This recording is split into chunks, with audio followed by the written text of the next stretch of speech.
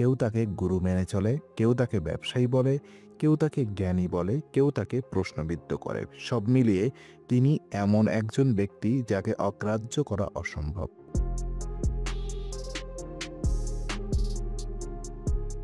তো ভাবুন, এক অন্ধকার স্টেজ, এক কোণে নরম আলো, একজন মানুষ ধীরে ধীরে সামনে এগিয়ে আসছে।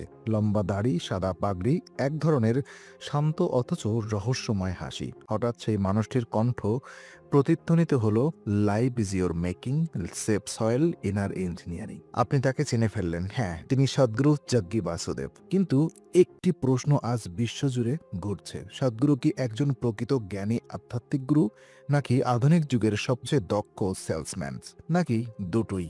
এই ডকুমেন্টারিতে আমরা অনুসন্ধান করব সেই রহস্য, সেই ব্যবসা, সেই জনপ্রিয়তা, সেই বিতর্ক যা মিলে তৈরি হয়েছে সদ্গুরু ব্র্যান্ড।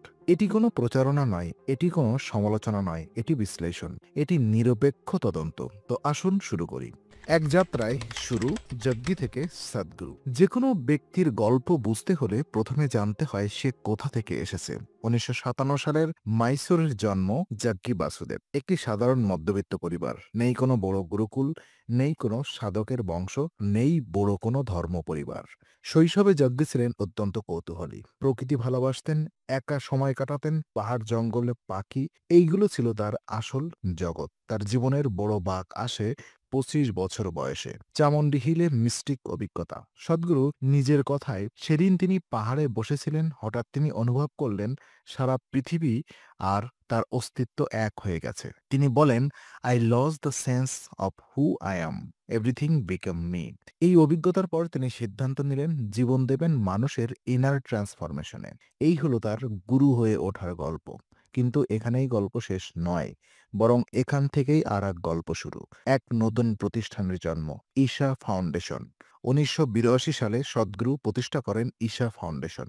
মজার বিষয়, অনেকেই মনে করেন এটি শুধুই একটি আশ্রম, কিন্তু পরবর্তীতে দেখা যায় ঈশা একটি বৃহৎ কর্পোরেট স্টাইল সংগঠনের রূপ নেয়।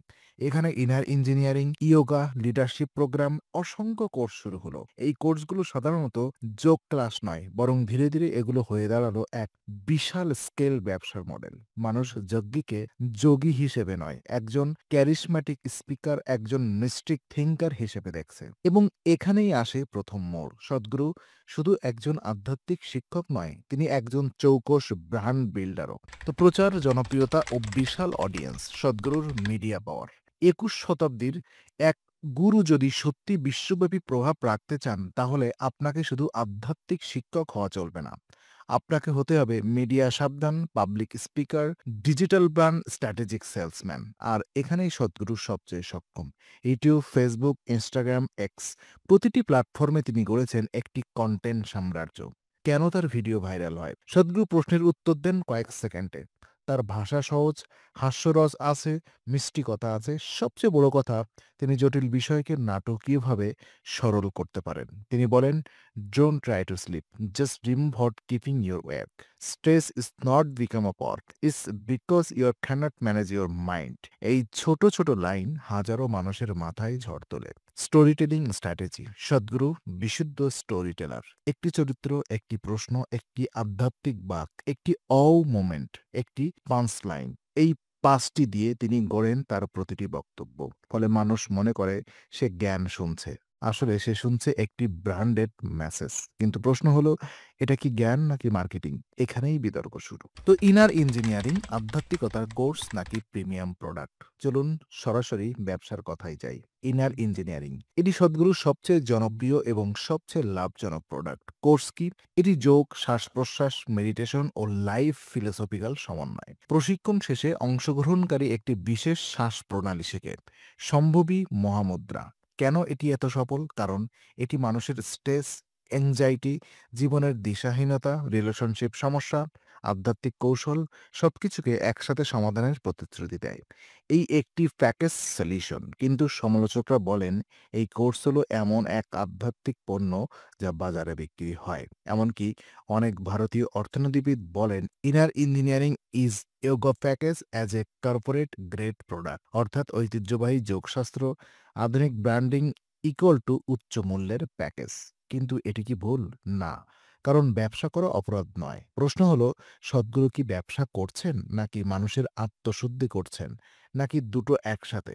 এই প্রশ্নের উত্তর জটিল। দ্য আর্থ সয়েল কাভেরি আধ্যাত্মিক শিক্ষক নাকি গ্লোবাল ইনফ্লুয়েন্সার?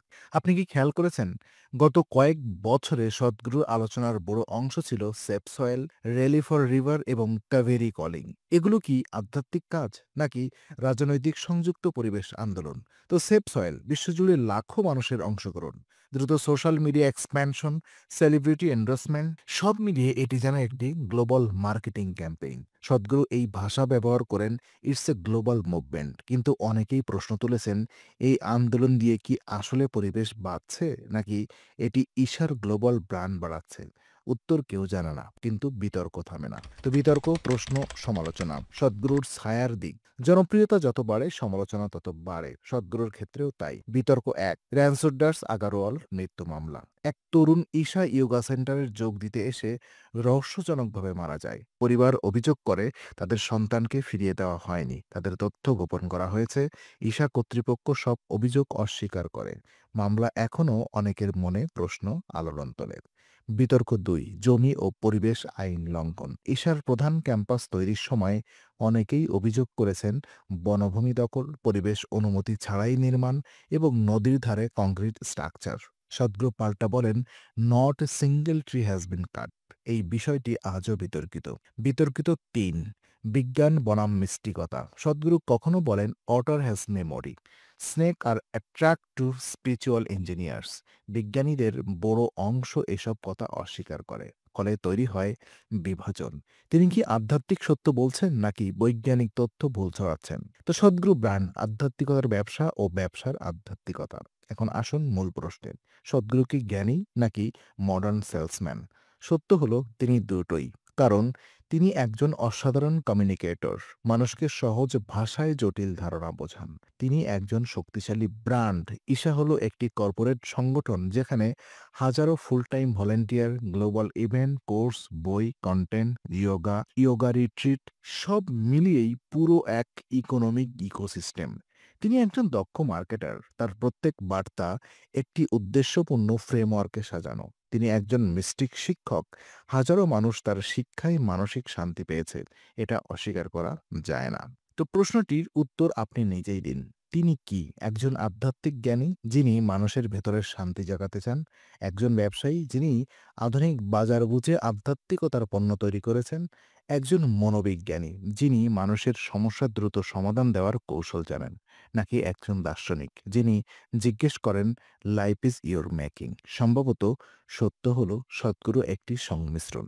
তিনি একটি জটিল চরিত্র যা এক বাক্যে ব্যাখ্যা করা যায় না। তিনি একই সাথে একজন গুরু, একজন সেলসম্যান, একজন থিঙ্কার, একজন পারফর্মার, একজন ব্র্যান্ড, একজন স্টোরি টেলার, একজন মানব ব্যবসা চক্রে স্থাপত্যিক। এবং এটাই তাকে এত জনপ্রিয়, এত বিতর্কিত এবং এত রহস্যময় করে তোলে।